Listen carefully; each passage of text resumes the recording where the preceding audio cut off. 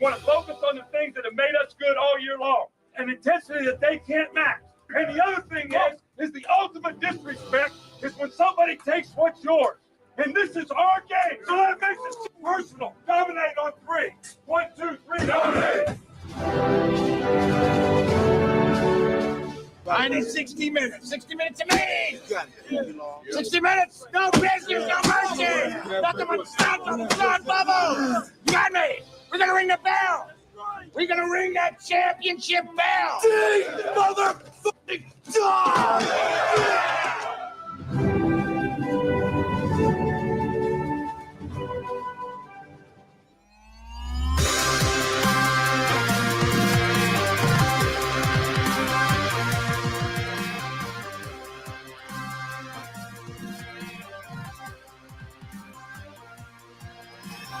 The orange ball is on Mitch Jeter's leg. Good snap, good hold, kick on its way, and the kick is good! Yes! Mitch Jeter, with 7 seconds left, gives the Irish a lead, 27-24. Notre Dame is on the precipice. Notre Dame has won the Orange Bowl. 3rd and 16, Mahomes roll it out. Looking, firing, intercepted, picked up by Cooper DeJean, gets a block. DeJean is in, touchdown. The Philadelphia Eagles have won Super Bowl 59. They have beaten the Kansas City Chiefs.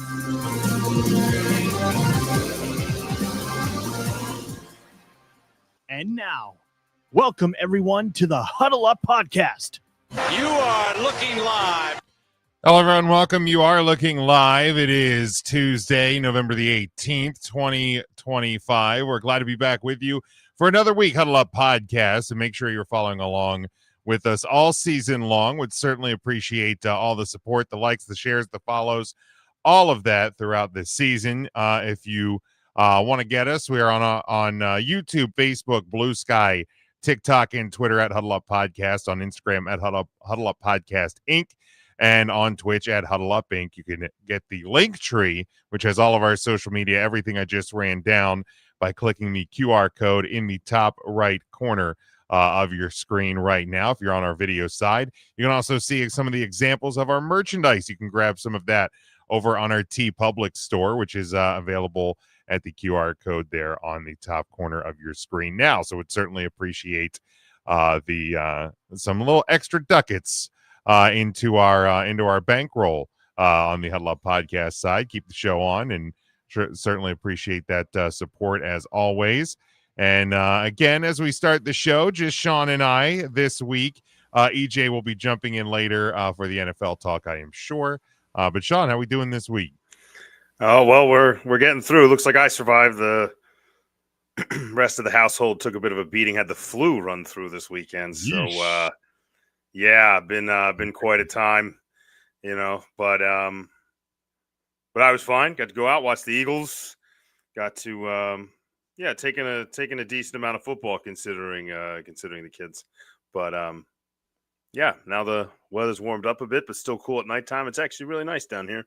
And we're just excited to talk about ball. Yeah, man, for sure. And the college football playoff rankings coming out now. It's kind of the part of the reason we had a little bit of a delayed start. I was hoping to be able to get all of our normal graphics done before we started. This is that week every year where they do the rankings in between, like, back-to-back college basketball games, but a little bit later than normal. So they're running them down now. When we get to that segment, I'll have the ESPN version of the graphics on our screen. So won't have our normal look, but we'll be able to run down everything just the same. I saw Devin in the comments. So Devin, welcome back in as always, bud. Appreciate the support. And if you're with us live, I see a couple people watching us. Give us a like, give us a share. Certainly do appreciate that. And based on one thing I'm seeing so far, spoiler alert, Miami Hurricane fans are still going to be upset this week in regards to where the college football playoff rankings are. And I would say that's my best of the week, but I'm going to have another one But Sean, let's go ahead. We will dive right in to that. The board had a quick reaction this time. Usually it's a little bit of delay on me. Yeah. But let's get it underway each and every week. For those with us for the first time, we look back at the best of the past week in the world of sports and football. So, Sean, what was your best this past week? Well, it'd be real easy here to go with the best performance of the week, which clearly was Josh Allen just playing Madden, just all over. It's unreal. Anyone who's going against him in fantasy, I'm sorry. I was also going against him in fantasy. Josh Allen never has a mediocre or poor week against me in fantasy. So I guess I should warn you ahead of time. This week coming up looks like no Josh Allen. Sucks. Looks like no Josh Allen on my schedule this week. So if you're playing against him, there's a chance you might survive. But that is not my best of the week. I'm not here to talk about the best of the best. I'm talking about kind of more fun best. We like to dig a little deeper than that. I'm going to go with a couple of big fellas. We got a couple of tight ends that I'd like to shout out as a best of the week. One, Travis Swift-Kelce in Kansas City, despite the loss to the Denver Broncos, set the all-time touchdown record with 84 passing Priest Holmes. Denver Broncos. They got him. Now, the big difference there, Priest Holmes did that in about 4 years. Sure. So a little bit different there, but good job and congrats to Travis Kelce. The other big fella, Mark Andrews in Baltimore in a win over the Cleveland Browns, passed Derek Mason for the all-time receiving yards in Ravens history with 5,778. So that was a little bit of passing longevity. And I'd like to throw one other tiny one in here that I just literally found out happened. I'd like to set an honorable mention for Jacoby Brissett, who has been taken over for the, quote, injured Kyler Murray. And the most silent record of the week, Jacoby Brissett set the NFL record this week for completions in a game. Jeez, yes, he did. He went 47 of 57 for 452 yards in a losing effort to the 49ers. Previous record was 45. And that was held by both Jared Goff and Drew Bledsoe. So that's your unknown stat of the week there. Jacoby Brissett, congratulations on your award. Bad news is you still got to play for the Cardinals tomorrow. I was going to say, man, if any time a quarterback's throwing the ball 47 times in a game, that's bad news. Now looking at that, he threw it 57. Well, yeah, 57. When it's the back quote unquote backup quarterback of the Arizona Cardinals, that's... Well, and looking at the scoreboard, something tells me there was a defense beyond prevent on the field for a lot of those completions. Yeah. I mean, they were getting the snot kicked out of them for a good part of that game, and 41-22 beatdown in the desert. So, but hey, whether there's someone covering or not, you still got to throw them to somebody, and they still got to catch it. So, good job, Jacoby Brissett. For sure. Again, spoiler alert. We'll get to the full rankings, but the panic that was set in by Notre Dame fans this weekend that we would stay behind Alabama. Obviously, Oklahoma was going to jump above us because Oklahoma. Because of the win over Alabama. Spoiler alert, Notre Dame fans, your panic was unwarranted. Okay, we'll get there. Just a little carrot of a spoiler. Teaser. That's a teaser. Devin says the best for him is, of course, the Dolphins winning against the Commanders. So, Dolphins, they're not giving up on the season. No, not at all. Not. They are still kicking there. I almost threw a one from that game in. I heard a great story from I believe it was the Washington kicker. Is it Matt Gay? I think it was him, who was a soccer player for a very long time, as most of these kickers are. It was always his dream to play soccer in Madrid, but never got to because he went into football. Getting to play in Madrid was a huge deal for Matt Gay. So good job, Matt, getting out there and getting to kick some balls in Madrid. Nice work. And then got released, I believe. See you later. So congratulations. Just stay there. Play some pickup soccer. Live your dream. Congratulations. See you later. Do you have any college eligibility left? Because Lord knows we could use them in South Bend. Good Lord. But we made some kicks this week. Maybe that was a good thing. But no, we will talk about the goods. We'll talk about that here coming up. My good from this past weekend, and if you may have probably already realized it in a way if you've seen the cover art and the promotional work, but there's a little carrot in there. Usually we don't feature a lot of Division II college football on our graphics, but my college alma mater, now yes, I know I didn't graduate, but that's okay. My college alma mater, I spent plenty of money there, so I get to call them that. Kutztown wins their third straight PA State Athletic Conference title. They've been ranked number one in Division II all year. They've been undefeated all year. They now will host Bentley this Saturday in round one of the Division II playoffs. So program's definitely been on the upswing the last couple of years. They have not found the playoff success, though, have not been able to capture a national title, but maybe this year will be the one. This is probably the best team they have had maybe ever. So would love to see them bring that home. Always nice to see. Always nice to see my I got a couple of pals back home. Been to Kutztown, went to Kutztown, graduated from Kutztown. So we're pulling for them from all angles. Great little town. If you ever get there, go check out Mama's Pizza. Always a favorite of mine in my years there. Way too many late nights spent there, but nonetheless, always a good little time. Need to get back into the town a little bit as well. But let's see. Devin says he's not saying we're going to go to the playoffs, but he's happy. Yeah, man, you don't look. Here's the deal. Success, when it finds your team in any way, enjoy it. Like, if your team's having a down year, that stinks. Like that's never fun. The Dolphins are down, clearly seem like they're probably on the way to having probably a new head coach after this year, kind of bit of a rebuild, but when you beat some teams, enjoy the wins, man. Nobody's ever going to fault you for that. So make sure you do enjoy that, Devin. With the Dolphins getting a win there. So Sean, let's jump in. I'll work on getting the actual the bracket side. But we do have the literally fresh hot off the presses college football playoff rankings. They're still circle jerking each other around on ESPN, talking about them. But here they are. Oh, we got the get some merchandise over there on your TeePublic store. QR code.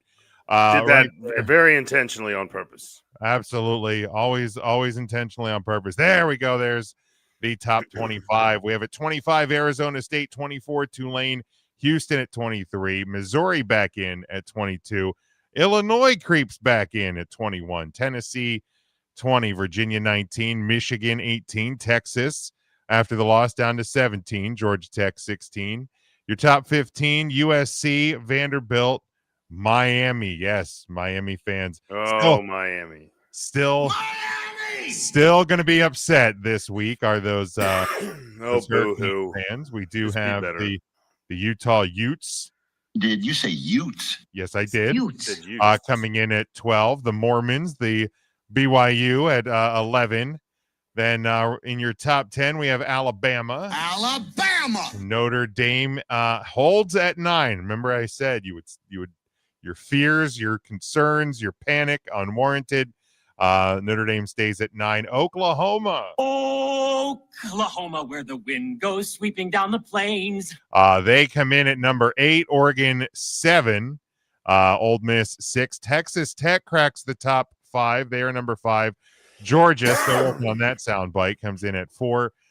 Texas A&M 3. Indiana 2. And Ohio State 1. So unchanged top 3. Of course, the big change, Alabama falling to the Sooners and dropping to the 10 spot. So, Sean, any big surprises? I mean, obviously, outside of Alabama taking another L, but any big surprises this week? I mean, looking at the list here, I mean, it's pretty much all the teams that we thought were going to be in the mix, you know, and I don't really consider 20 to 25 like in the mix, minus like a chance at that fifth. You know, like I don't see much there. I mean, Michigan's still creeping up, still hanging in there. You know, got a big game coming up in a couple of weeks. That could help. It's just going to be a question of, does Michigan get close enough for that win to vault them? How many losses does Michigan have? They have 2. So I mean, they're pretty much, you got to win out or Right. you're not going to make the playoff. But the wild thing is, because the way the standings are playing out, is they still kind of hold their own cards, because if they do win out, that would obviously involve a victory over Ohio State to end the year. They could still play for the Big Ten title, which would then get you win a big title, you're guaranteed a berth in the college football playoff. So everything's still in front of Michigan at this point. So that's interesting. I know Texas, I heard an interesting take with 3 losses. It's never happened. There have been no 3-loss teams, but we've only been doing this for a year, so we don't really know how this works. Right. But where Texas sits with 3 losses, they do still have a couple of big games going. They including a real big one at the end of the year, and there was no one happier at the end of their loss to hear that A&M pulled off the biggest comeback in school history, because if Texas wants a shot at the top 12, they're going to need that team to be as good as possible. So do I see it happening? No. Do I see Texas just missing out again? Very possible. But interesting to see where they're at, and understanding that, you know, the way the ACC churns through teams, Georgia Tech could easily not be there in a week. And, you know, you just don't really know what happens above them. So, you know, play your football, I guess. Get out there and try. Yeah, and we do have the updated look at what the bracket would look like as of now, based on this week's rankings. So your 4 teams that would get a bye are number 1 Ohio State, number 2 Indiana, number 3 Texas A&M, and number 4 Georgia. Your matchups in the first round: Texas Tech would get Tulane, ranked 12th. Currently based on that at-large bid. They would be your 12 seed. Oklahoma, Notre Dame would be your 8-9. Ole Miss, Miami would be your 6-11 seed. Miami, the projected ACC champion, in this, and 7-10 would be your Oregon, Alabama matchup. Now, important to note here. Now, obviously, things can still change as the weeks go on, but I think as it stands right now, I don't think Miami would currently be playing for the ACC title. So they have 2 conference losses: SMU, Pitt, Virginia, and Georgia Tech, still above them, with only 1 conference loss. So some things need to happen. So what, are they projecting that those teams all lose? Is that what they're? Yeah. So, because let's see here, Pitt and Georgia Tech play each other this weekend, I believe. Yeah, that would be this weekend. So I will need to Pitt not ranked, so we will not predict that game. Right. So either Pitt or Georgia Tech will receive their second loss, and then I guess they're projecting somewhere along the way maybe one of those other teams would catch a loss. So Miami still needs a little bit of help to get into that ACC title game spot, but still fighting for it. And here's one thing I want to say, because it has become a painful talking point in sports media, sports social media, talking about how Miami at 2 losses should be above Notre Dame at 2 losses because of head-to-head. And I'm not discrediting the Miami victory over Notre Dame, because they beat us. They did. It was basically a last-second field goal. Week 1, but they beat us. Okay, but here's the thing. Head to head is a single metric when evaluating teams and putting all of this stuff together.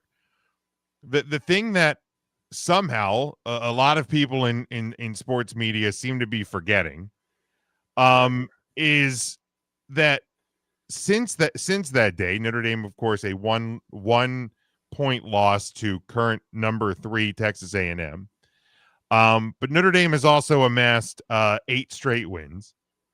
They are mostly dominating their competition, and by and large, especially on the defensive side of the ball, are a dramatically improved team than they were in weeks 1 and weeks 2. By far. When they lost. Since then, Miami has also struggled to put away now unranked Florida State. They have lost to Louisville. They have lost to SMU, who sits above them in the ACC standings, but is correct.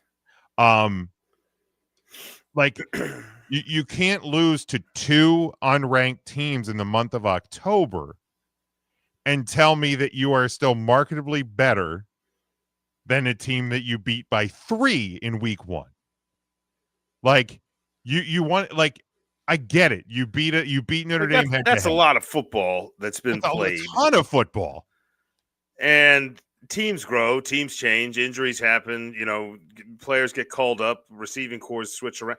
So many things happen, especially when you factor in the defensive side of the ball and position battles and studying film. And so, if one team gets better and the other gets worse, can I get 3 points better than you in 8 weeks? Yes, I can.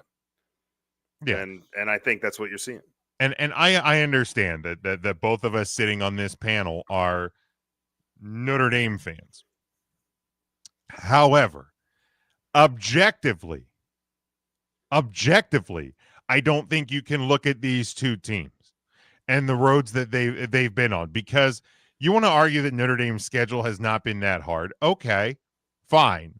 We still beat a now ranked 15th USC team. They were ranked at the time we beat them, and a ranked at the time Pitt team who sits above Miami. Correct. in those ACC standings. So we've beaten 2 ranked teams. The number of ranked teams at the time they played, Miami beat South Florida, who is again unranked now, and Florida State, who lost to Navy that Notre Dame clobbered. And Navy was ranked for a while there, and Navy always creeps in and out, and you can count them as a ranked team sometimes, not other times, but they're usually in the top 30-ish teams in the country, and to go in to take care of business there in a storied rivalry game. That's something in itself. But there's nothing more impressive about anything that Miami has done. The Louisville loss is the big one to me, where is Louisville a terrible team? No, they're not terrible, but they're not a top 20 team, right? Are they ranked higher than Miami? Yes, teams in the country, which are our losses as well, right? It's 4 points, by the way. Your loss to SMU was by more points than Notre Dame's combined 2 losses. In fact, they're complaining about where Notre Dame is, but ironically, where Notre Dame is partially because of the fact that Miami refuses to fall any lower in the rankings. Right. The longer they hang on and hang in, the better that loss looks. Keep crying. And I've seen Miami fans want to bring up the Northern Illinois loss. They're like, well, you lost to an unranked team last year and still got it. I'm like, well, yeah, because we won 11 other games. And that's the thing for Miami. It's you lost the ability to win this argument when you lost that second game to SMU. It's 2 unranked opponents. I don't have sympathy at this point for where they are at. My advice to them is beat Virginia Tech and beat Pitt to close out the year. And then maybe you'll play in the ACC title game. Let's hope you don't lose that one. Or lose to Pitt and prove a point. Right, exactly. It would be a real shame. Real shame for Miami fans to talk all of this shit for the last 3 weeks of playoff rankings when in reality these rankings don't matter. Like let's remember that as well. These rankings do not matter. No. Because what's great is at this point Notre Dame doesn't need the Miami loss to prove anything. They're going to be in there. So if Miami wants to go ahead and drop one and just fall out entirely, that would be I'm actively fine by rooting me for it at this point. I'm actively it was like when BYU fans started talking shit at us for no reason. I'm like, boy, it would be a real shame if you lost to Texas Tech. I'm waiting for Texas Tech to lose because of their coach. But anyway, besides that, I'm off my Notre Dame soapbox. Some really fun matchups, potential matchups in the first round.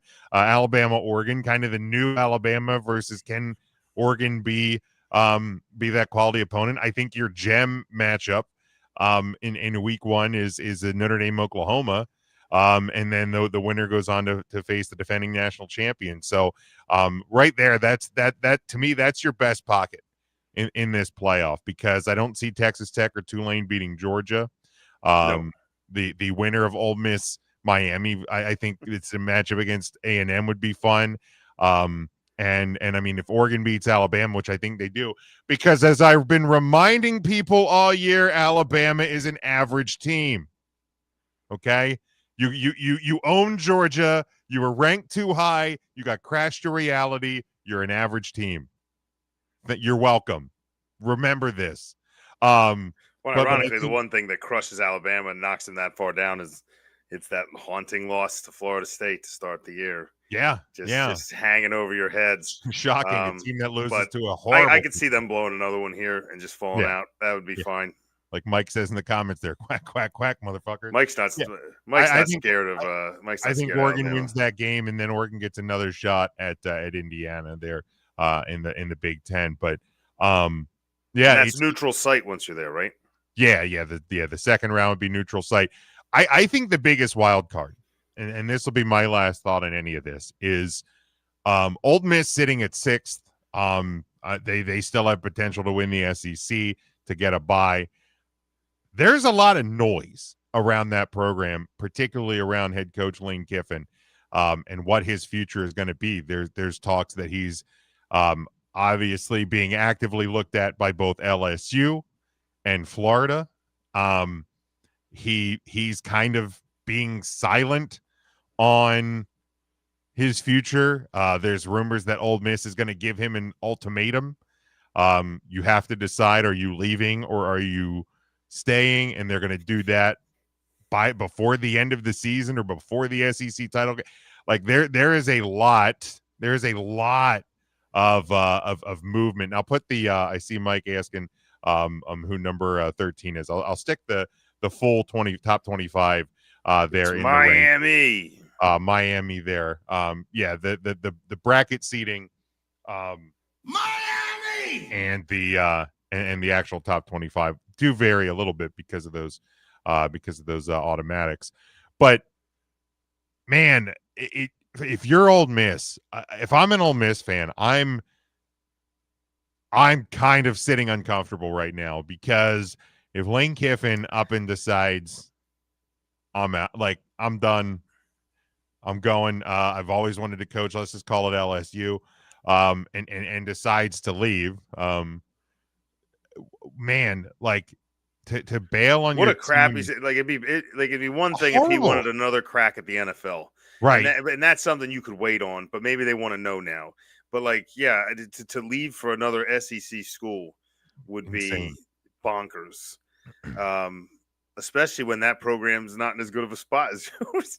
But I feel like Ole Miss is always a team nobody has a ton of faith in, so it's okay if you think that Ole Miss fans probably sitting on eggshells or nervous. Or I think they just always are. I feel like that's just where Ole Miss sits in the SEC. It's just on eggshells, just always afraid. It's like something's going to go wrong. It's just wild how in the midst of a, and I don't think Ole Miss is going to actually challenge for the national title, but they're top 6 in college football right now. In the midst of this opportunity at making a run, you're having to worry about your coach potentially being gone. It's just it is pretty wild. But Sean, any other thoughts? Well, if one of those teams, it's just interesting that with the Miami jump in, and at this point it looks like if Miami isn't the team that wins the ACC, that it's going to be a team that's ranked even lower than them, Correct. presumably. So it looks like, we always talked about being 11th and not 12th. It looks like this year you want to be 10th. It looks like 11 and 12 have a real good shot of just not getting in. So that would be kind of the interesting take there. And right now it's a couple of teams from Utah that are just sitting there staring in going, man, Sure are. But so those two teams are hoping for a loss somewhere from somebody.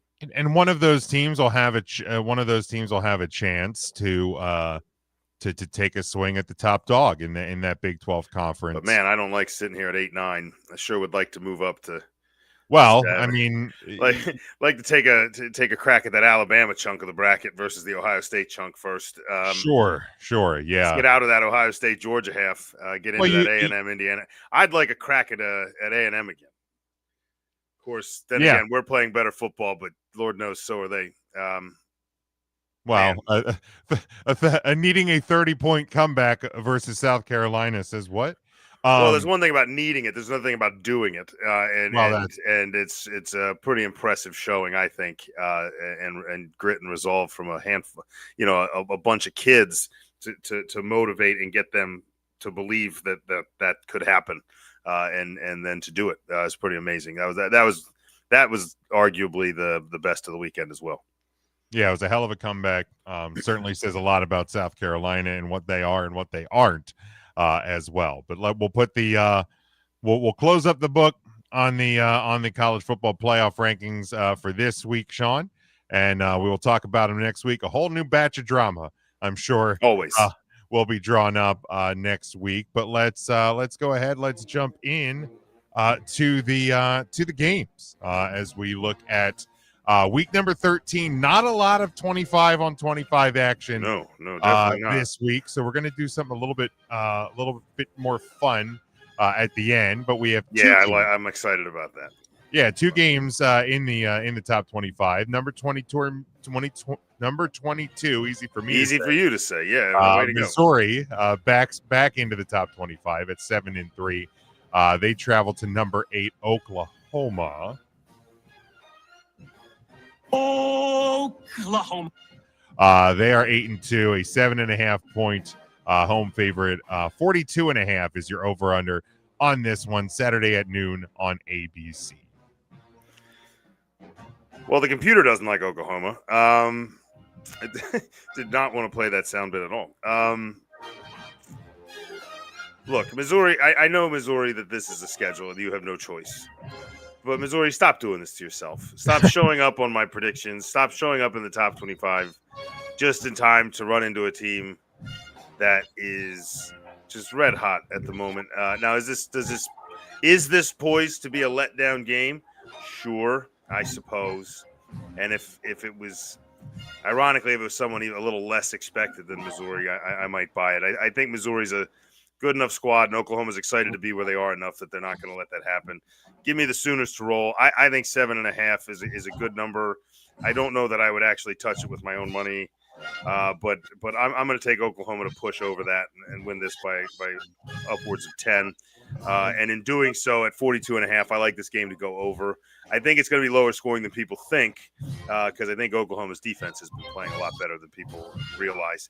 But yeah, give me Oklahoma by more than 7.5 and the over.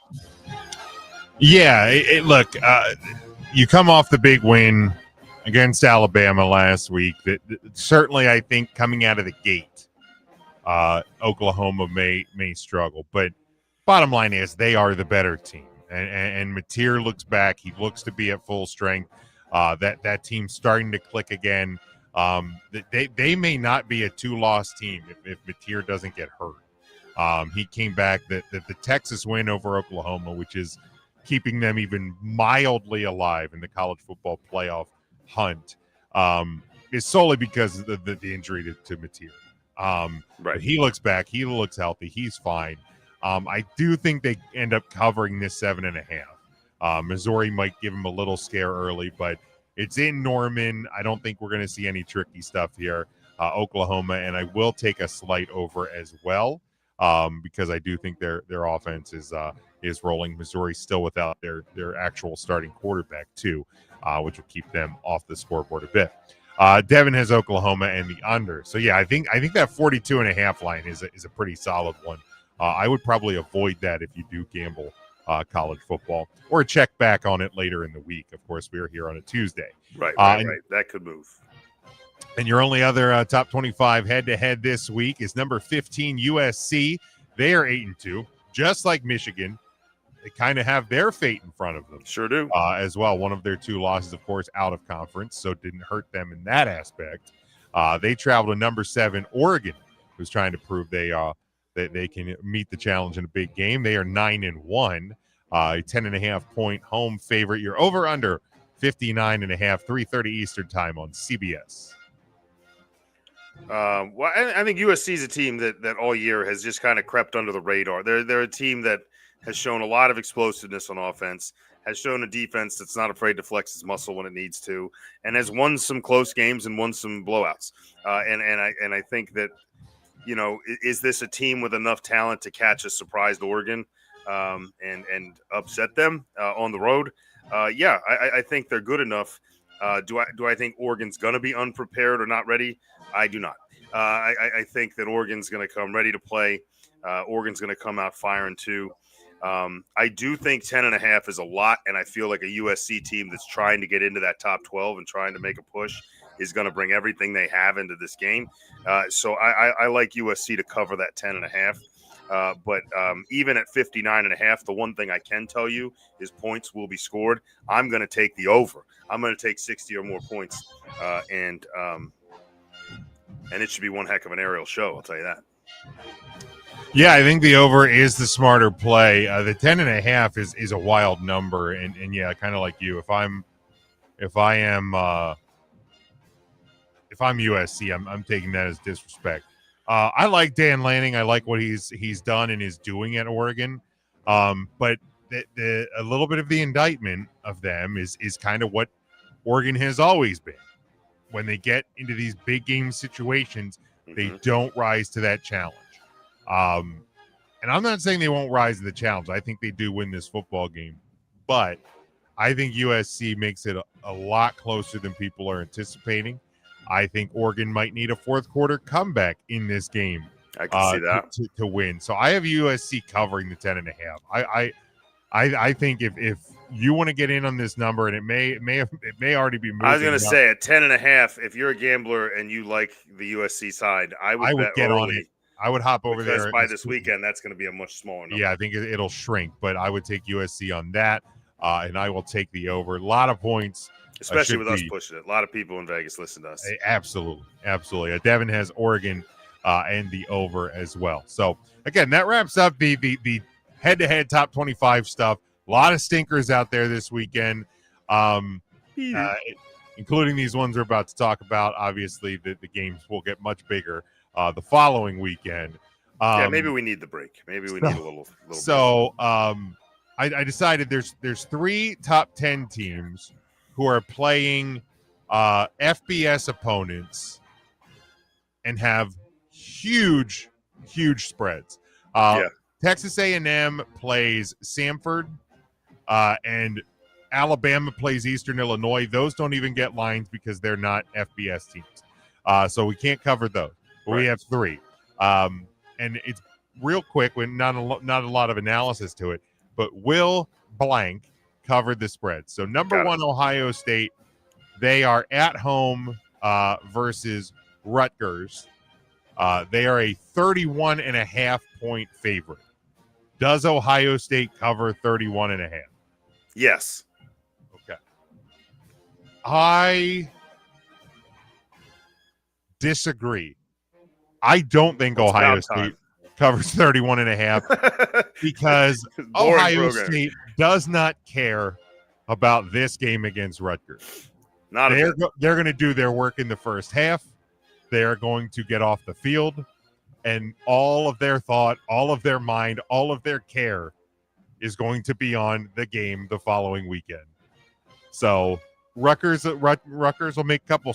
I'm looking for their second drivers tier here. guys to finish this off and hold. Yeah, I think it's second Just half, win anyway. second string at least. Yeah, this is going to be a lot of light work for Ohio State, which is why it will stay within the 31 and a half. All right, That's your not next even the one. biggest spread we've got coming. It is not. That is actually the smallest of the three spreads that we have. We now move to the biggest one. Number 4, Georgia. They are at home versus Charlotte. Man, they are a 44.5 point favorite. That's insane against Charlotte. Sean, does Georgia cover the spread? Oh, man. After some of the shenanigans that have gone on in the SEC lately and a chance to flex your muscle against a weak team, I don't care if they play their third, fourth. They put their punter at quarterback. They will cover 44.5. I'm looking to see, have they – This is a fun – you pay the inflatable doll to just – you rent it so you can just beat the crap out of it for a day. That's what this team coming in is. Week 1, Georgia played Marshall. They won 45-7. Week 2, they played Austin P. They won 26-6.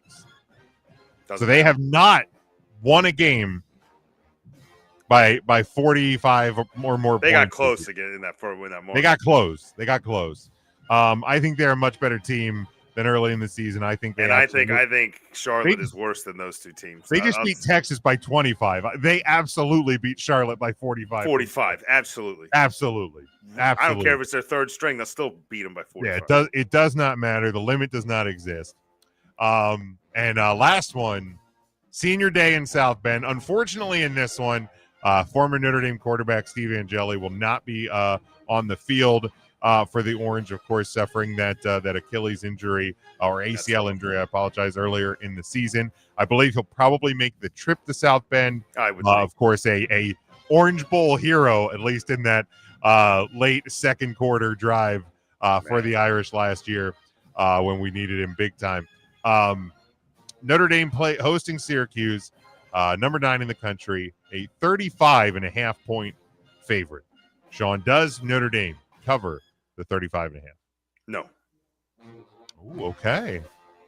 This is the only one that I don't think does, and I think it's just because it's not one of those rivalries everybody talks about with Notre Dame, but it's a school that's played us enough times.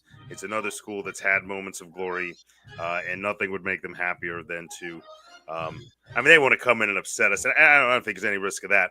But much like your Ohio State prediction, I think Notre Dame will sit some of those guys, let them kind of have a victory lap. And in that moment, Syracuse could still push. And they're a pretty competitive football team. They haven't won a bunch of games, but they've hung in there against a lot of good teams. So I think that's the one cover that I saw. And Notre Dame has only won by more than this margin twice this year. The 56-13 win at Arkansas and the 49-10 win over Navy. I think this is one where you're going to start to enjoy the moment. And you're going to take your foot off the throttle a little bit, and I just see this one being a tough one to cover for them. Yeah, I just want to pull up the weather. This one, I believe that could also affect things. A 3:30 game Saturday in South Bend. Actually, for Senior Day, a warm 51, and wow.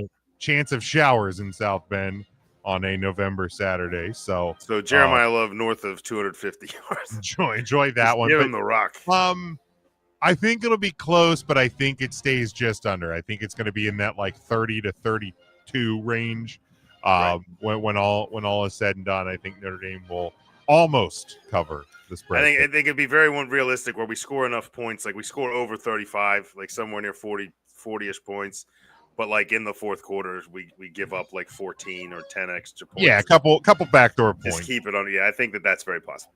I agree. Yeah, but Senior Day in South Bend, the marshmallows will be out from the student section. It's become a tradition there. So it'll be hopefully be a fun, easy, calm Saturday for us. That would be nice. Should be calm the rest of the way in the regular season. That is. with games against Syracuse and Stanford left on the calendar. But we will talk about some of those other games. Probably not that one. Surprise, surprise. Next week on the show. But that is where we will wrap up the college football slate for this week. And thank you for bearing with us as we had to power through the chaos of the late submission ESPN rankings this week. But we move to week number 12 in the National Football League. Your bye weeks this week are those Denver Broncos. The Denver Broncos. Still no third loss. So Devin, once again this week, no Dolphins. No loss for the Dolphins. No loss for the Dolphins. But a loss for us. Here's EJ. There it is. Here's EJ crashing into the Just studio. when you think things. There we go. There he is. EJ, how we doing this week? I'm well. How are you doing? How you doing? Good. Crashes into the show more than Billy Joel in the houses. Oh, Jesus. Damn. Wow. Snap. Dang. All right. Broncos, Dolphins, Chargers, thank God, and Commanders on the Chargers need that bye week bad. My Those God. injuries, dude. What a They need situation it. they're in. They need it bad. It is rough. It is rough in LA. But all right, let's go to the games. We'll start Thursday night, 8:15 Eastern Time, Prime Video. It is the 7-3 Buffalo Bills, a 5.5 point road favorite at the Houston Texans, who are 5-5. Your over/under on this one is 43.5. EJ, welcome, and you're Thank up you. first. Also in Houston, we talk about a lot of teams in wildcard. It's a messy AFC wildcard picture, and Houston started 0-3. They're back in it, and even without CJ Stroud, they're back at 500 now, and making things interesting there. This is a sneaky big game here for both these teams here. Actually, I actually like Houston the points. I think Buffalo wins the game, but I think Houston the points here. But I also will take a slight under on this one. All right. Nothing is over. Sean.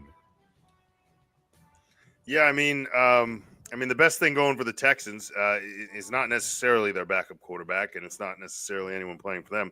It's the fact that the Bills haven't looked like garbage for a couple of weeks, and it's bound to happen.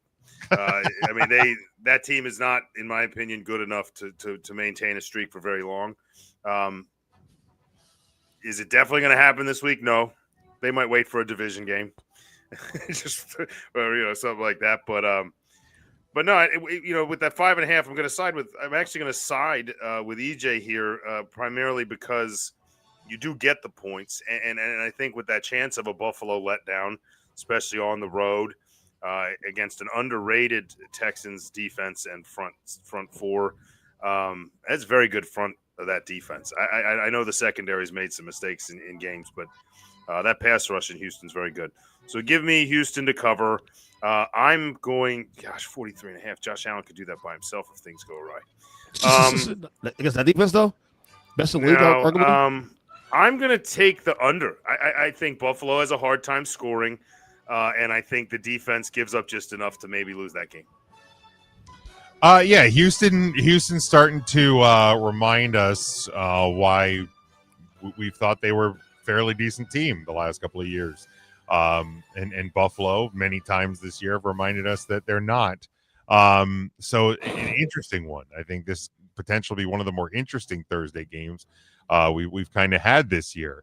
And as crazy as it is, You sound insane. I'm kind of tending to agree with EJ here. I think the Texans are going to do enough to disrupt the Bills. Honestly, and it says as much about the Bills as it does the Texans. Wouldn't even be shocked if Houston wins this game. Yep. At home, but I think they definitely cover. And I do like the under as well. Devin has the Bills and the over. Devin is certainly the optics around the fact that it's a short week, it's on the road, and all that. It's definitely in the conversation. Something that could an upset could happen here. Well, and it's the one game out of the four we're predicting where it's one of those games that I've been trying to point it out for weeks. And I just keep forgetting to mention it. This has been a season where we're reminded of how important QB2 is. Yeah. Mm-hmm. We've had a lot of guys go down, some season ending, some not. But in those fill-in games where you don't need a backup quarterback to go 4-0 or 3-0, but just getting one extra win while you don't have your starting quarterback in there, having a guy like Carson Wentz played great in Minnesota. Until he was half a human being. Until he didn't. He was playing with just like dead weight on the other side. He was a dead arm. I think you've seen a couple teams throw guys in, and you have some that are, and then you have Marcus Mariota and a few other guys that are not. San Francisco found a guy that is, like there's guys out there that can come in and carry a team for a while. So looks like Houston may have one as well. And to your point, Davis Mills, he found 2 wins for them. Actually, that's 1, 2. So yep. All right. Next one, the 6-4 Pittsburgh Steelers. They travel to the 7-3 with a point differential of -6, if you can believe that. Chicago Bears leading the NFC North. They are a 3-point home favorite. You're over under 45.5. This one's Sunday, 1:00 on CBS. EJ. This is going to be one of those weird games. Now, the question is going to be Aaron Rodgers will be playing this game. Like the word is that he's trying to play this week, but it won't be his call on this one, obviously. Look, the Bears have been a good story, man. But I look, if you ask me, do I believe the Bears is a contender? No. I don't even know if they make the playoffs still, to be honest with you, man. I'm not going to believe that since I see it myself. King in the North. But right now, they're right now in the first place. And you got to give them double to do. They find wins these last couple weeks. The cardiac Bears, you call them now. I'll take the Bears. They're at home. I'll take the Bears at home as a slight cover. But the best bet here is going to be the over. Take the over. Take the over. Take the over. Yeah. All right. Sean. I mean, frankly, I don't think the QB situation matters much for the Steelers. I would argue that a banged up, broken Aaron Rodgers and a healthy is it still Mason Rudolph? Is that who's playing? Yeah. Once I got a phone call. So I don't know. I mean, is there still a drop off there? Probably, but I mean, Rudolph gives you a little more zip on the ball. Then you're going to just utilize different skill position players.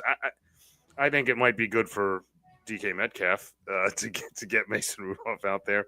But I've never been high on the Steelers. I'm still not high on the Steelers.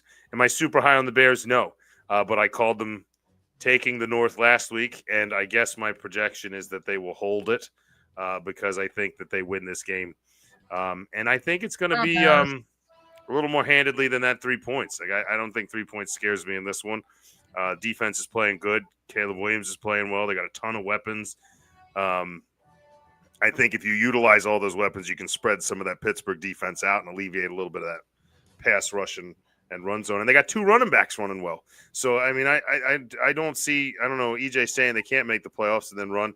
I'm not seeing a lot of holes in the Bears roster compared to that middle of the field that says they can't. So, give me that. Give me the under because I think that Pittsburgh's defense will hold them to less points than people think, and Rudolph may have trouble scoring against the Bears. So give me the under on that.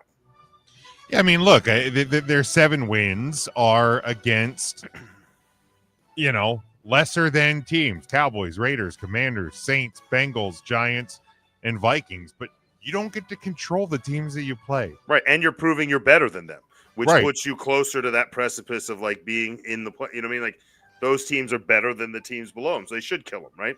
Right. So. And, 2 of their 3 losses came in the first 2 weeks of the year when you have a brand new head coach. You're still figuring things out. Speaking of which, I don't know if you've seen the video of head coach Ben Johnson coming off the field, going into the locker room at the end of this game. A game that they won, again, against a divisional opponent, by the way. Dude looked like he was, like, ready to punch through a cinder block wall. Like, you want to know why the Bears are 7-3? And despite a -6 point differential, which, again, they lost 52-21 to the Lions in week 1. That's where that -6 comes from, because their other losses were a lot closer than that was.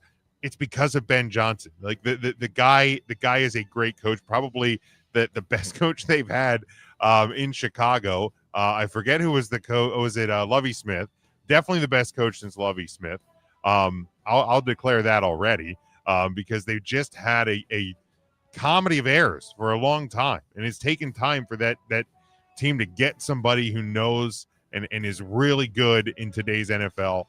And Ben Johnson certainly looks to be that. And yeah, the Steelers, they're floundering. They're not a good team. They're And up, they're down, they're up, they're down, they're up. Like that, I didn't think they were going to beat Cincinnati last week, and then they have a game, all but they lose their quarterback, and they now you have some injury woes again. But whereas you have the Bears they haven't really been, they've just been a slow, steady riser. And I think the more you're right, Ben Johnson, the more he settles into that offense, and the more he settles into being the guy on top. I think that's a little bit of a jump. It's a little steep. You got to delegate quite a bit and kind of do your thing. But, now with the emergence of a second running back that lets you kind of limit the risk of Swift getting hurt, but kind of provide a little mini version of that thunder and lightning you had in Detroit, where you have a rookie that can pound up the middle and they can run with a head full of steam. And then you have DeAndre Swift, who kind of provides that Gibbs-esque, shiftiness and hands out of the backfield. So he's got a very similar offense to as far as weapons go, maybe even more so than Detroit, because you have guys. You may not have an Amon-Ra St. Brown, but you have more guys deeper, that could be. We don't know what Burden is yet, and we don't know what some of these guys are. And you have a second tight end. You have Kmet and Loveland sitting there that have both proven they can catch balls in the red zone. So you have a lot of things at your disposal, and I think he's really starting to have some fun with some of those toys. Right. Back to it though. The Steelers aren't good. They're going to continue to be not good. They're on their way to a losing record, probably on their way to a new head coach, on their way to a new quarterback. Give me the Bears. Give me the Bears to win, cover easily. I will take the over. Actually, I'm going to take the under, because while I think the Bears can score points, I don't think the Steelers are going to this week with a backup quarterback. Bears. So yeah, give me Bears and the under. Bears. Devin has Bears in the under as well. So there we go. Polish sausage. All right, next one, Sunday, 1:00 on CBS. I'll bring the clock in for these last two. Yeah, I won't take two on this one. The 8-2 Colts, they travel to the 5-5 and out of the AFC playoff picture, or at least the playoff seeding as of now. The Kansas City Chiefs, and somehow a 3.5-point home favorite. Your over under is 50.5. Sean. Look, the powers that be and the big networks and the fantasy gods and everyone else are going to keep telling you that buy low on the Chiefs, buy low on the Chiefs, buy your stock now. Stop it. This is a team that has shown nothing but mediocrity. You just had a bye week with one of the best coaches of all time. You come out flat. Mahomes doesn't have the zip. He has the weapons, doesn't have any production from it. And this team looks listless and sad. And it looks like it's something no one's talked about this whole time, is when the Eagles lost to the Chiefs in the first time they played them, was that Super Bowl loser curse. And it hasn't hurt the Chiefs before, but they've never been this old. And I think some of the grueling run of that Super Bowl and the aging and then the hard schedule, I think it might be caught up to them a little bit this year. And I think you just stop buying it. Stop buying in on hope. Just look at them as the team they are. And they're a team that's not as good as the Indianapolis Colts in any aspect of the ball. You can tell me they have a better quarterback. Sure. Awesome. Give me the Colts in this one. Colts, not only to cover, but to win outright. And I don't think it hits 50.5, because I don't think the Colts are going to have to score that many points. And I don't think the Chiefs can. Yeah. And another thing that we're talking about, optics and things, because EJ is I think going to be popping back in here. But people talk about optics. EJ talks about optics. I do. The optics around this Chiefs team are bad, and Andy Reid made a comment today in a media session that, like, as people were asking, like, why are you not running the ball? And he's like, well, the run plays are being called in. Sometimes they get changed at the line. So, like, what used to seem like this perfect copacetic relationship between coach and quarterback and tight end, and it seems like it's fraying. I'm not saying it it's seems bad. Segmented a bit. I'm not saying it's off the rails, but like everybody wants to talk about, a team that Sean's a big fan of when there's buzz and there's comments and there's social media posts and there's hidden messages and all of that stuff. Well, let's treat the other defending conference champion with the same treatment, because it's getting hairy, folks. It's getting hairy. Because they are not beating the Colts this week. You want to take one of the easiest bets of the week. The Colts are still a 3.5 point underdog. Grab it and run with it. They are going to win this game. They're going to win this game easily. And with Sean, I agree. I think it's the under. I don't think the Chiefs are going to be able to score a heck of a lot of points against this Colts team, and the Colts aren't going to have to run up a lot of points. So Colts and the under for me. EJ. It's funny because we spoke about this stretch a couple weeks ago about the Chiefs, like the 3-game stretch that could decide their season, and now they're 0-2 in that stretch. Mm-hmm. The Bills lost, and now the loss is Denver after the bye, and now the Colts game. Again, do we see a world where we're entering week 13 that the Kansas City Chiefs are 5-6? That's the thing. We played this a couple times this year. It could happen, but here's my philosophy on the Chiefs. Look, everything obviously is deteriorating. We get all that, but I don't care. I know it doesn't sound logical. I don't give a fuck. You're buying into a fable. Listen, until this team is dead and buried, and they say officially out of playoff contention, they have a pulse. They are still alive. Who do you trust? Well, that's what the definition of that is. No, that's what I'm saying. That's what still alive means. Dude, Sean, the Giants still alive to be in the playoffs, okay? Stop it. See, there you go. Now you compare them to a legitimate comparison. All right? So, there are levels to this thing, though. So, I'm picking the Chiefs to win this game because they have to win this game. Okay? But, bro, if they lose this game this week against the Colts, we got a lot to talk about next week on the show. Yeah. I'll tell you something right now. If the Chiefs and the Ravens miss the playoffs this year, all 7 teams, in my opinion, that make the playoffs are all live to go to the Super Bowl. Like I can see any of the 7 teams going to go to the Super Bowl, because once you limit the two biggest favorites, everything's wide open. So everybody's a contender by default. So give me the Chiefs, give me the over. But man, this is a huge game, huge game for both teams, really, too. Yeah. So right now, your AFC playoff teams would be Denver, New England, Indy, Pittsburgh, Buffalo, Chargers, and Jaguars. Man, the Jaguars just won't go away. They're so fucking weird, bro. They look awful. The NFC is the same way. Eagles, Rams, Bears, Bucks, Seattle, Green Bay, San Francisco. But like right outside of San Francisco, you have Detroit at 6-4, Carolina 6-5, Dallas at 4-5-1. Even the Vikings at 4-6 are still kind of lingering. And Jim, we live in a world right now that by the time we come back here on Tuesday, the Carolina Panthers might be in first place in the NFC North and the NFC South. They could be. They could be. They have an easier game than the Bucks do. We'll talk about that here in a second. But yeah, the playoff pictures are insane.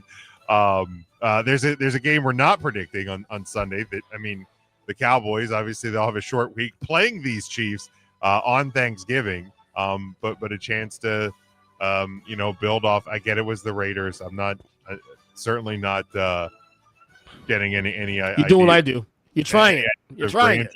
But the front 7 for Dallas looked a lot better. Quinnen Williams already making his presence felt last night. So he looked good last night. If the Cowboys can disrupt the line of scrimmage, if you start winning those trench battles that they weren't winning in the first half of the season, that we've talked about the back end of the Cowboys schedule being this insane gauntlet. It doesn't look as hard now. We'll get to the last game here in a second, but because we talked about coming out of the bye, the Cowboys, and they cleared the Raiders. You had Eagles, Chiefs, Lions, Vikings, Chargers, Commanders, Giants.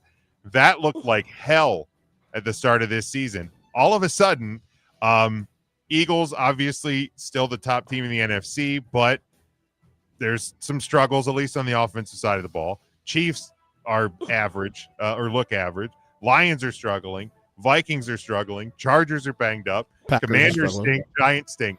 This stretch is a lot easier than it looked. And the funny part is, the earlier part of the season, Broncos, Bears, and Panthers were all games that looked like easy games, and they ended up being harder. So the NFL reminds us all the time we know nothing. That we know nothing, right? That's why I always know say nothing confidently. And you know, Jimmy, and you know this And too EJ with my definitely shows. knows nothing. Yeah, you know I say this all the time, Jim, on my shows that the whole strength of schedule thing is gonna be bullshit.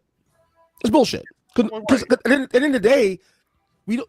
A lot of teams were really great one year.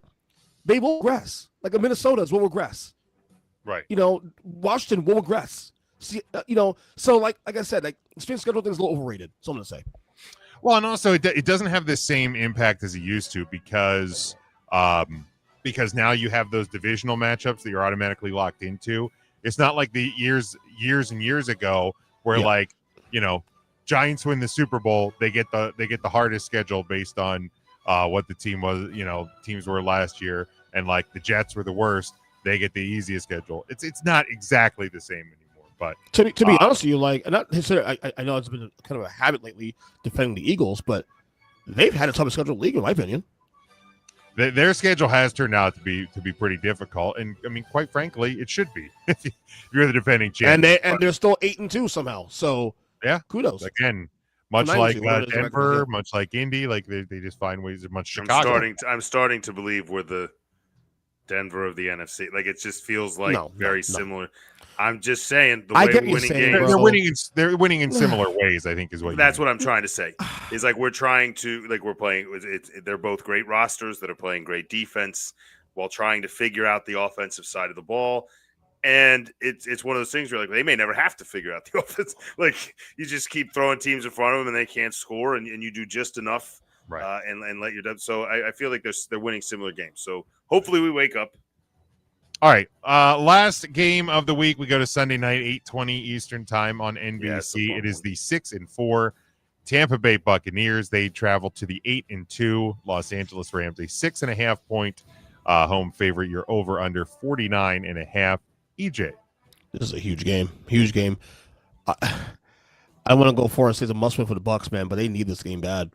Like I expect the Panthers to fail in San Francisco Monday night, but my God, if the Panthers find a way to win that game on Monday night and the Bucs lose this game, like I said earlier, now they're going from being the NFC South darling to now being a half game behind the Panthers. So you don't want that situation. You know, the Rams had a really tough game last week after being a 14-3, and then Seattle's defense clamped down for 3 quarters and almost lost that game altogether. So, by the way, I feel good about Seattle even after that loss for the record. I'm going to take the Rams on this one, but my God, does Baker Mayfield have enough in him to a miracle in him? Because he needs one now. The Bucs they're slipping a little bit now. They're slipping, So at that great start to the year, and obviously a lot of injuries played a part in that also too. But hey, it's part of the game, right? So. Give me the Rams win this game, and I will take the over on this one. All right, yeah. Injuries obviously plaguing them, similar to the Chargers. All right, Sean, Bucs at Rams. You can give Devin 10 seconds of my 2 minutes.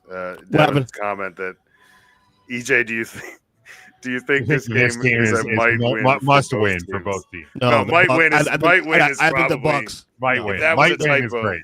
Yeah, that's the best typo I've ever seen. But way to go, Devin. No, I agree with you. I think this is all but a must-win for the Buccaneers. I'm not going to say it, in the long term of the season that it's a must-win. But I mean, you're slipping, and you want to get your hooks in the cliff. This would be a good time to do it. Unfortunately, this is not the team to do it against. I do love Baker Mayfield on prime time, so I think he's going to do his best to make a push. I just think with the injuries, they don't have the roster to compete with the Rams. I don't see it. And Matt Stafford's playing at an elite level. Man, that 6.5 is big, and I really want to take Baker Mayfield to cover that 6.5, and I just don't think I can do it. I don't think they know who's taking the reins in the running game.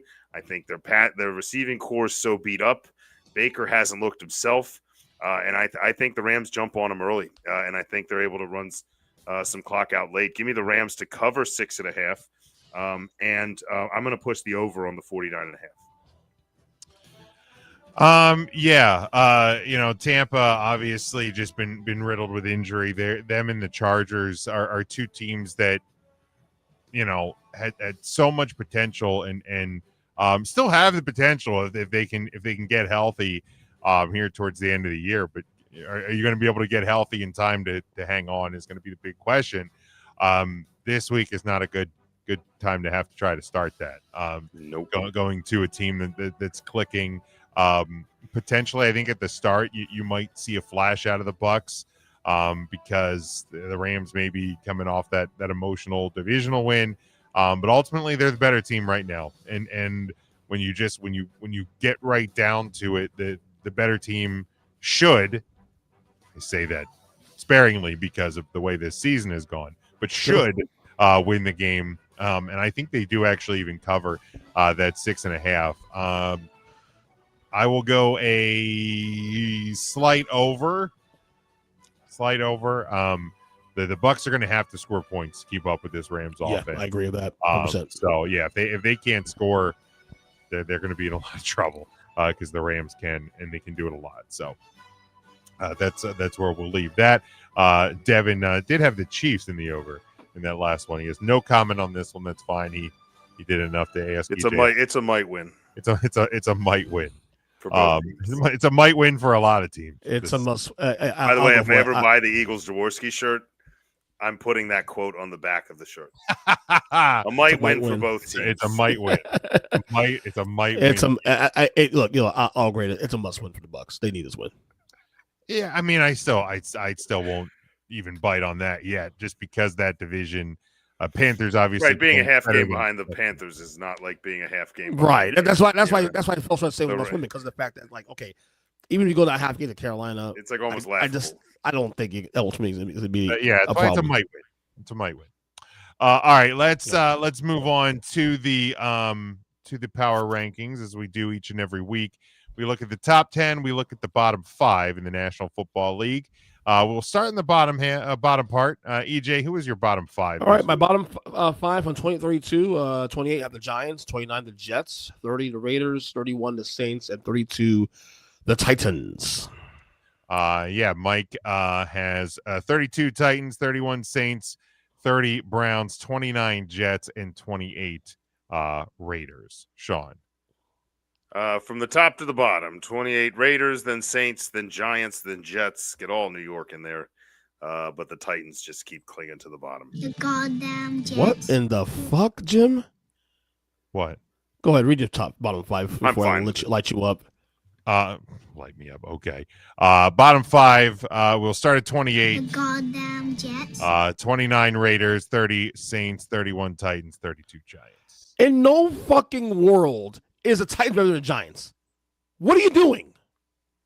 Okay. Well, first off, you both the fact that you're this mad about this is hilarious. This is worth it to me.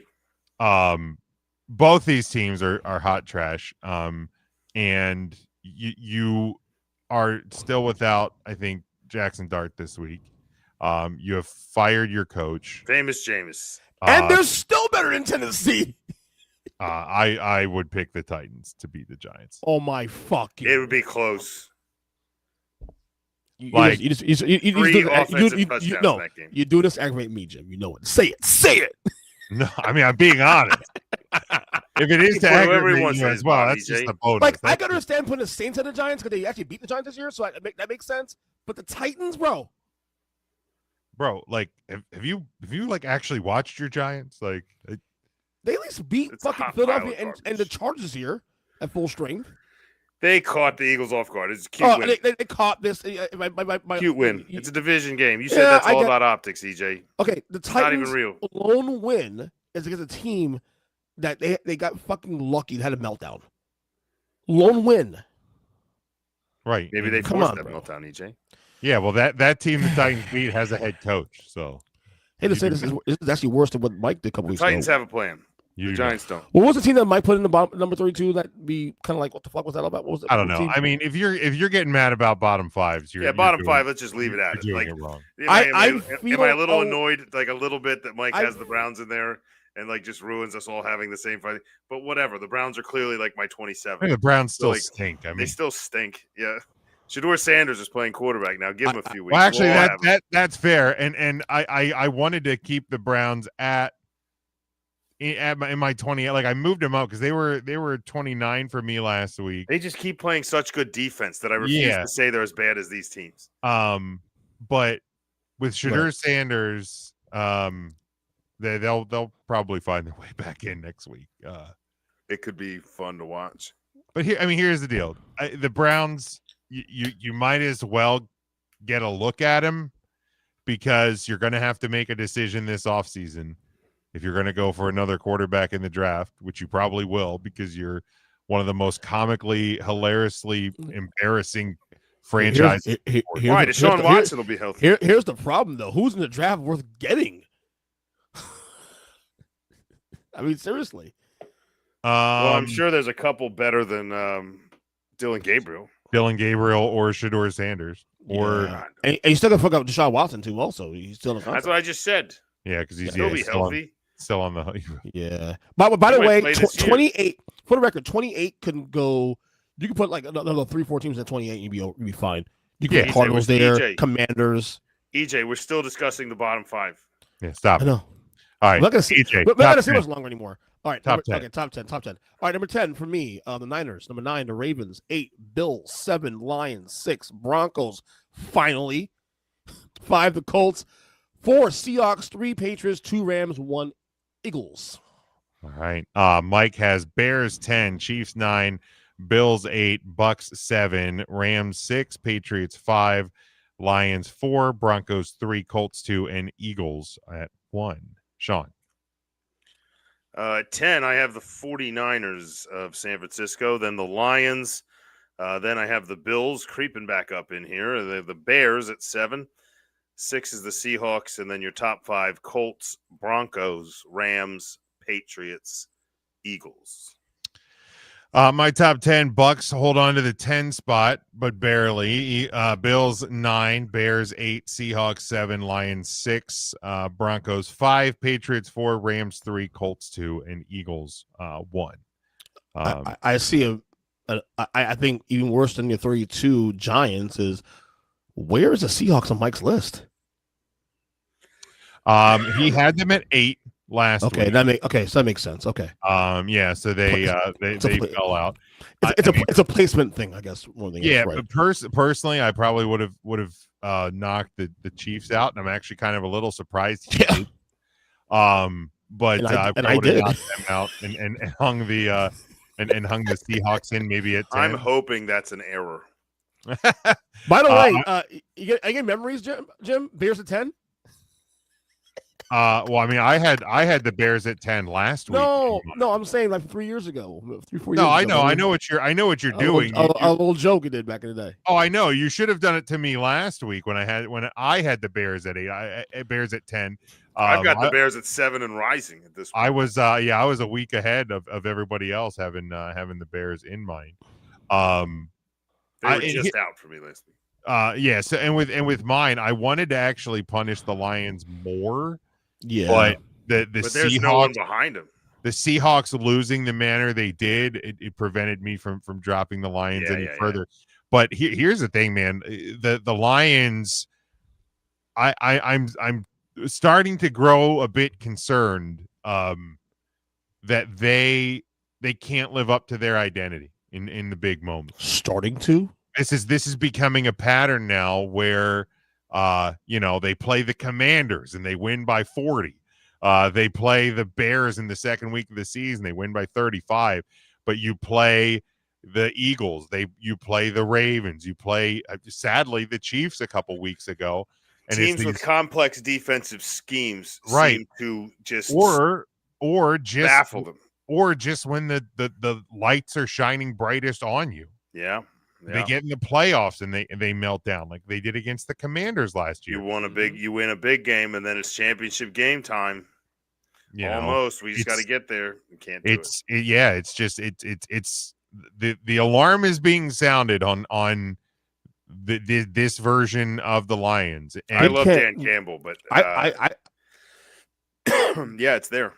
That's why I said last week, I told you guys, and I told everybody, every show until last week, like that line was disrespectful because, like, where have the lines shown you that they deserve to have points going their way against the Super Bowl champions? They haven't won one big game this year yet. No, I'm still calling Now, if you BS would on have the told me line the being Eagles, disrespectful because the Eagles aren't showing anything this year. If you would have that told me says the they Eagles deserve a scored big 16 line points, in their favor.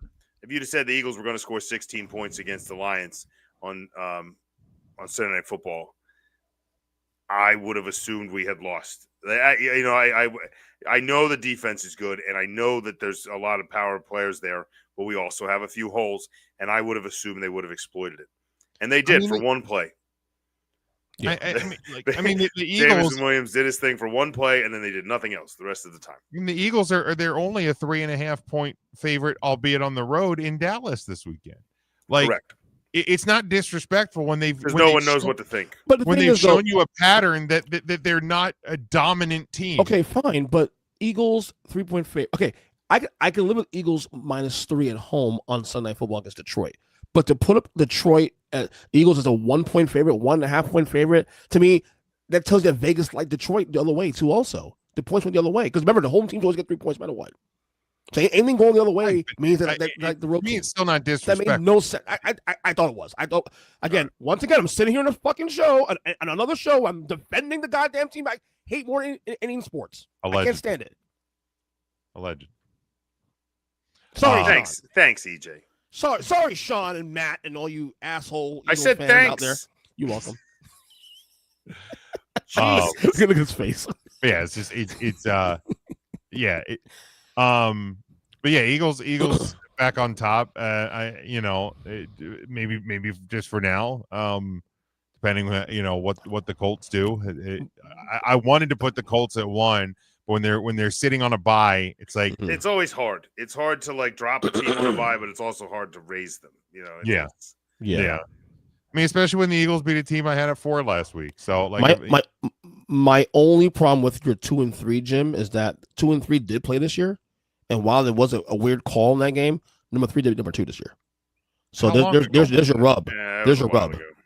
It was a while ago. Agreed. I'm just saying that's the only thing I problem. It's week 4. We're in week 13, man. Like this goes back, and I know you weren't on when we were talking about it, but like this goes back to what I said about Miami fans mad that they're not ranked higher than Notre Dame because they beat them head to head. They beat them head to head 10 weeks ago. Don't you think head-to-head matter though? Like head to head only matters as well. A little bit. It's only one metric, right? Like here's the deal.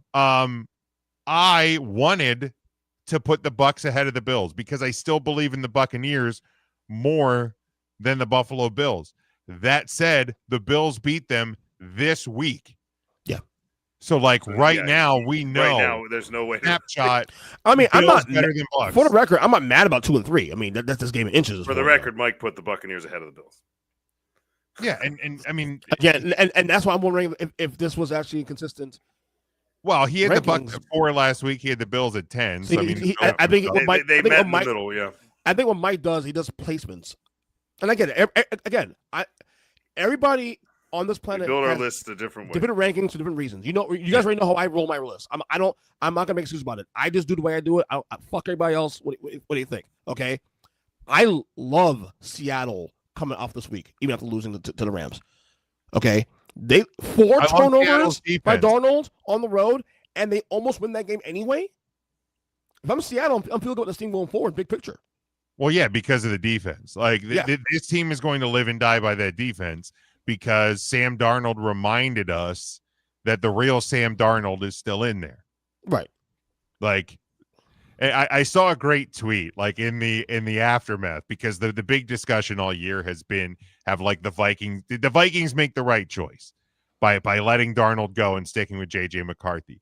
And then somebody commented, they're like the Vikings let a guy go who is tremendous until they play a good team and then his brain melts for a guy who can't throw a frisbee in the ocean.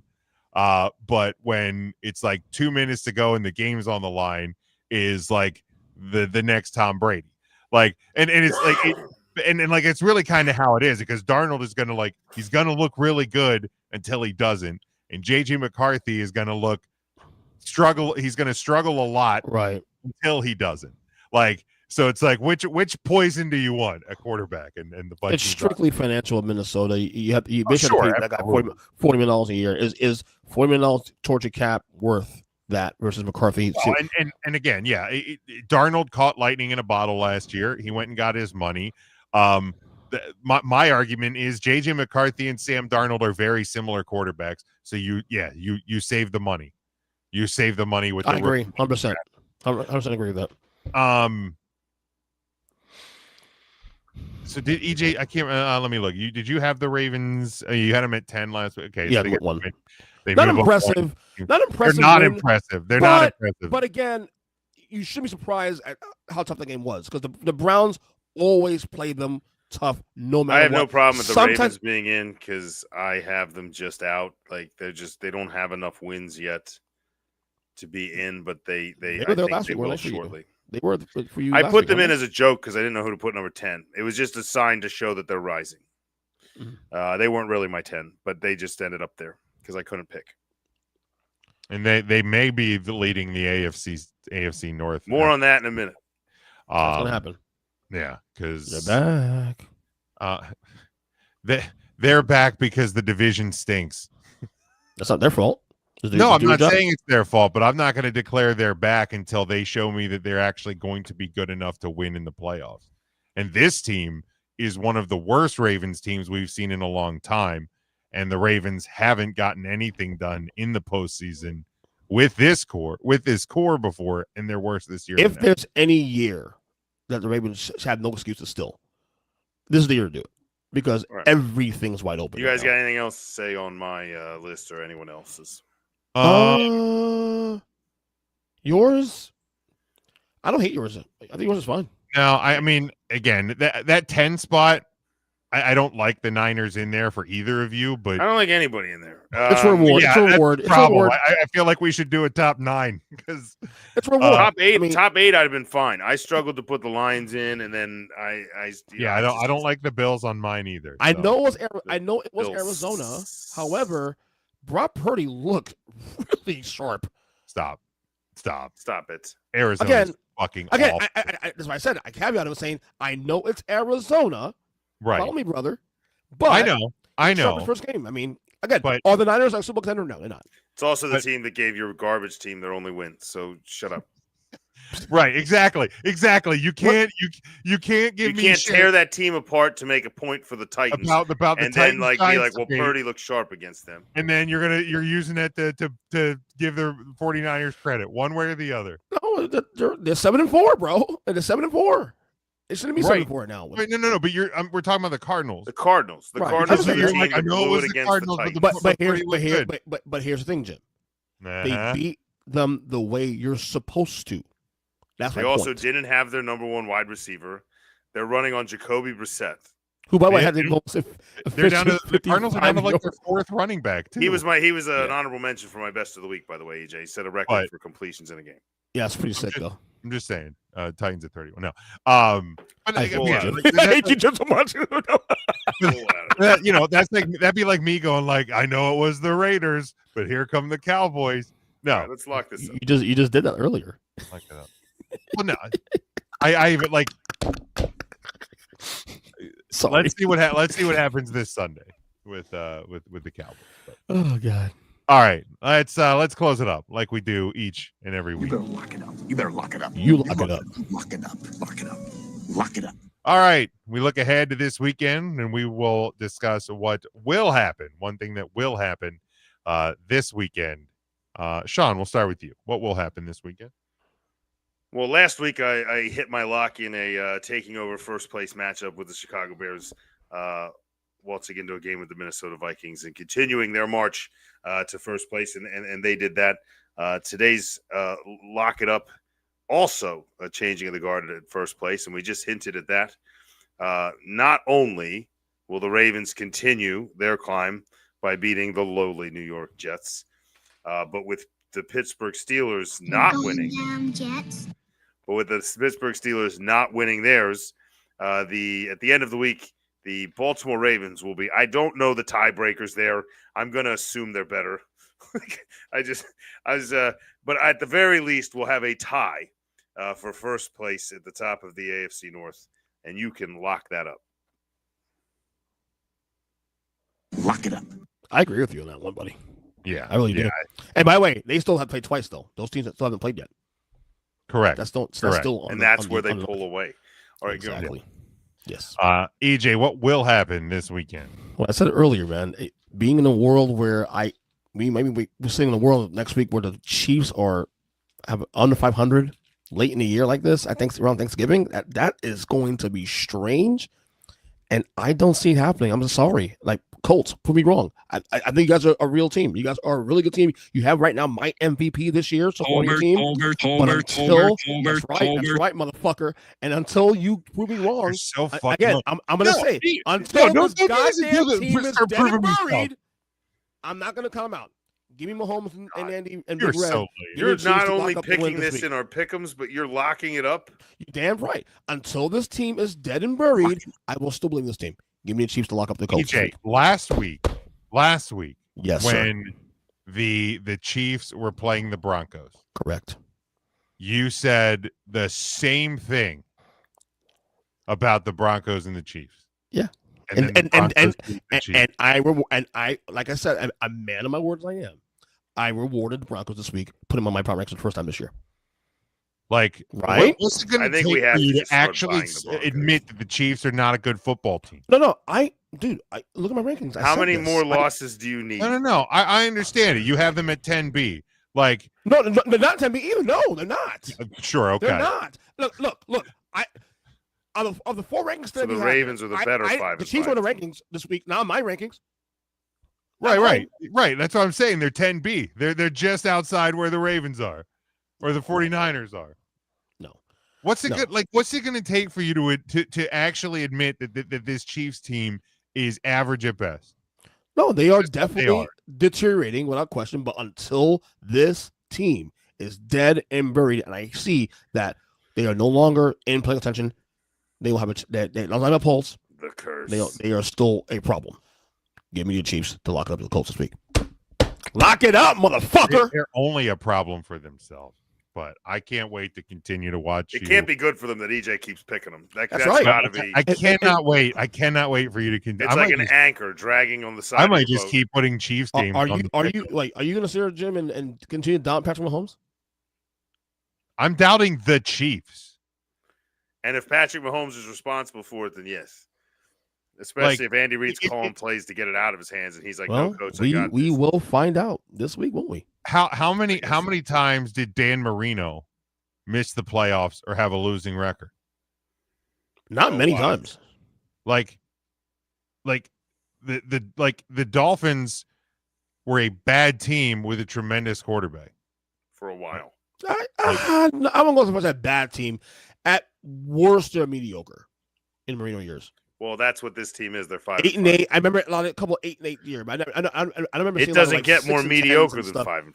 That's like exactly what. Well, they're mediocre, right? But again, as we've seen this year, the AFC is the whole league is wide open. The AFC is wide open as hell.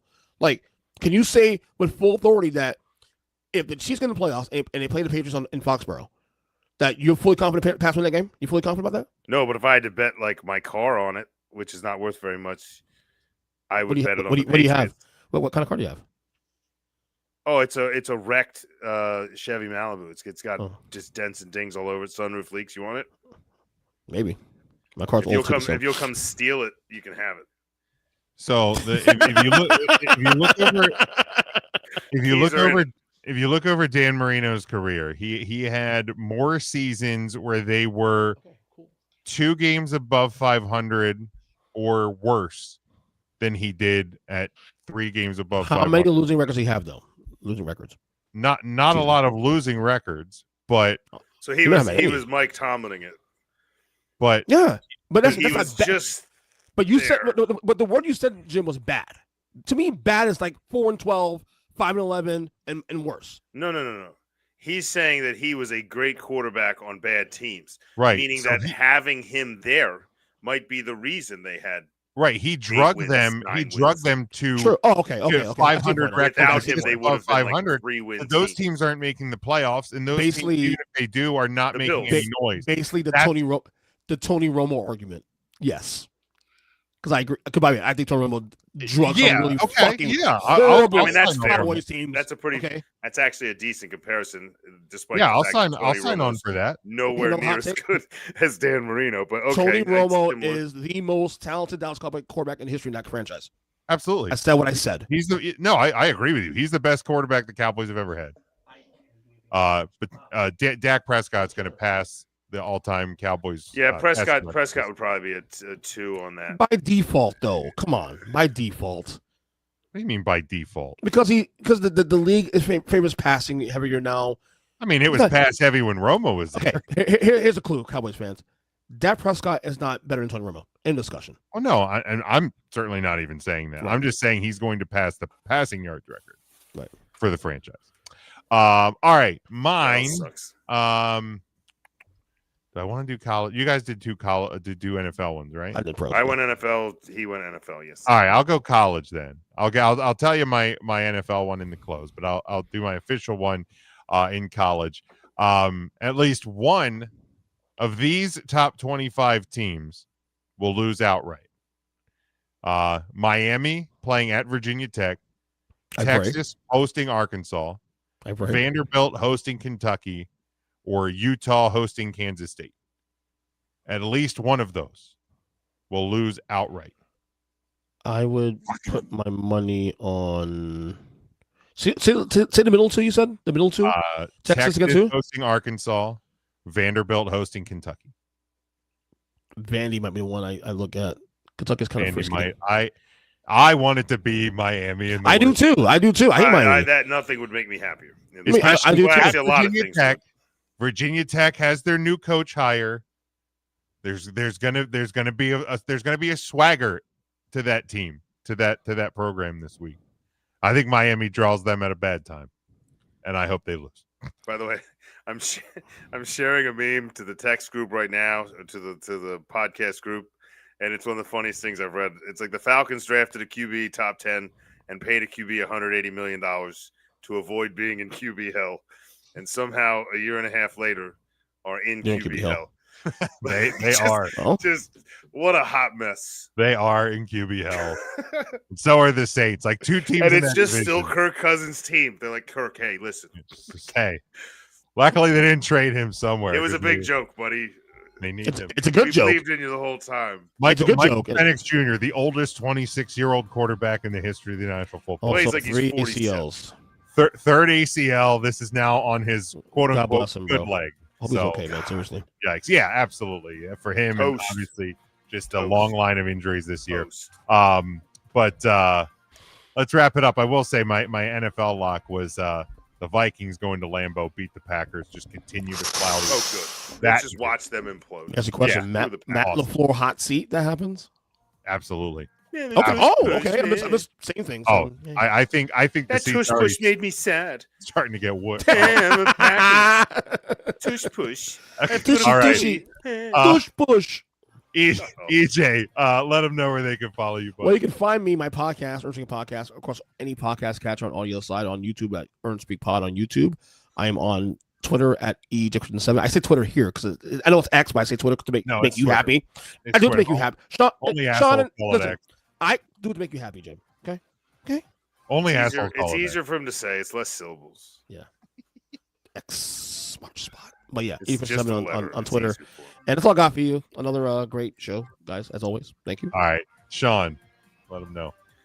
All right. Well, you can follow me all the usual places. There's not many of them, but on the Twitter, we are at Sean Shine State. So you can follow me there or following any football game that continues to watch the Packers fall to the bottom of the NFC North. So you can follow me doing that. But we've been sharing some funny memes out there on the Twitter. So get out there. I might even throw that Falcons one out on there so you can take a gander at it. And as always, you can catch me watching the Philly games. Go Birds. All right, you can get me on Twitter or Blue Sky at Big Jim Sports. Most importantly, follow the show. We are at Huddle Up Podcast on Facebook, Blue Sky, TikTok, and Twitter. You can get us on Instagram as well. You can hit the QR code top right corner of your screen. That'll take you to our link tree. That'll get you everywhere Huddle Up related. Get our merchandise over in the TeePublic store. Subscribe to the YouTube channel. Certainly appreciate all the support, interaction this season over there. The page continues to grow. Get us on all podcast platforms as well. Until next Tuesday night, when we're looking at the Thanksgiving week, the rivalry week in college football, a huge show coming up next Tuesday night on your holiday week. But until then, stay safe, stay smart, and as always, go for the win.